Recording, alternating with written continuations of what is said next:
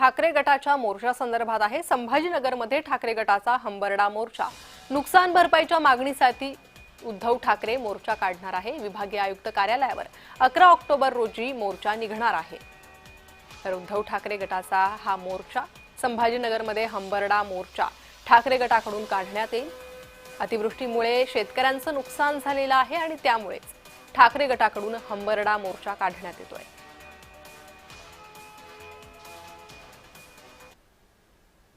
शेत पिकाचं घरादाराचं गुराढोराचं नुकसान झालेलं आहे। या परिस्थितीमध्ये शेतकरी बळीराजा सरकारकडे मदतीची हाक मागतोय, परंतु हे सरकार, महाराष्ट्रातलं सरकार ढिम्म बसलेलं आहे। हे सरकार शेतकऱ्याच्या विरोधातलं आहे।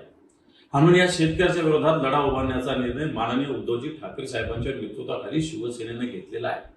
आणि या अंतर्गत मराठवाड्यामध्ये 11 तारखेला संभाजीनगरात संपूर्ण मराठवाड्याचा भव्य असा मोर्चा निघणार आहे। परंतु फक्त मोर्चाच निघणार नाही, तर 8 तारखेला संपूर्ण तहसीलवर आणि जिल्हाधिकारी कार्यालयावर सुद्धा निदर्शने आणि धरणे आपल्याला